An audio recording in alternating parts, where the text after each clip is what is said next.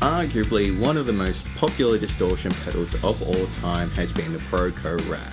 The Rat has been around since the 70s and it's made its way onto a surprising amount of boards.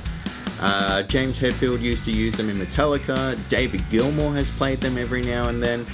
They're one of those pedals that has just kind of turned up everywhere. Justin Chancellor even uses one pretty much always on his bass rig. The circuit has remained basically unchanged ever since it came out, with one slight change. The op amp chip in it has been replaced with a Texas Instruments OP07, something like that. However, I do want to point out that my Rat has actually got the original LM308 chip installed in it, so this is regarded as being the better chip. The Rat has 3 controls on it: volume, filter and gain, and when you turn it on, the LED is in the middle of the A and that glows when you turn it on and it looks cool. It's a small thing to give you joy. Volume and gain are fairly self-explanatory, but the filter control requires a bit of explanation and a bit of fiddling. It's not so much of a tone control, even though that's what you're going to use it as. You should approach the filter more as a high cut.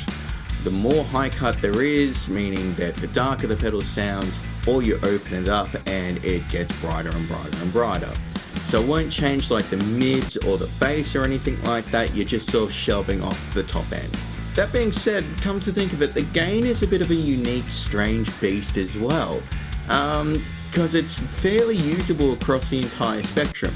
If you've got the gain set really low, you can get sort of like a real chirpy sort of attack, and this is what Justin Chancellor famously uses it for.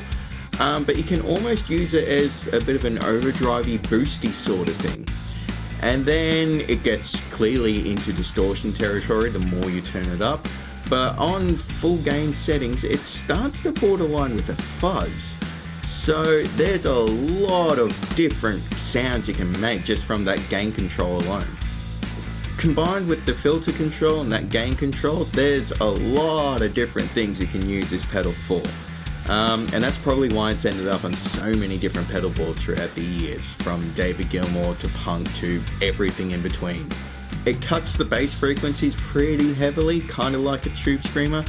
But again, that kind of adds some versatility to it because it means you can use it as a gain stage and it's not really going to flub anything out. It does sound fantastic on bass guitar, but you need to be aware you are going to lose some bottom end with it.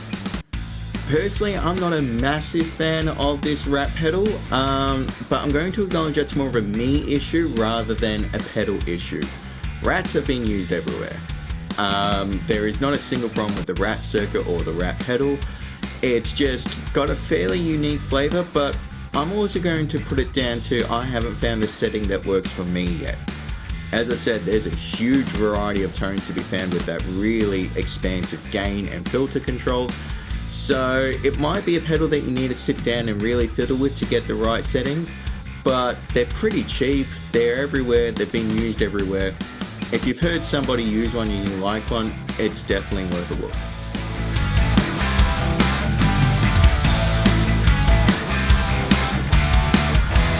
One thing I'm going to acknowledge, I did kind of change the test a little bit for this one because I really wanted to do what Metallica did for Kill 'Em All and run a Rat into sort of like a JCM 800 sort of thing for the distortion sound. I had fun with it, it gave me joy.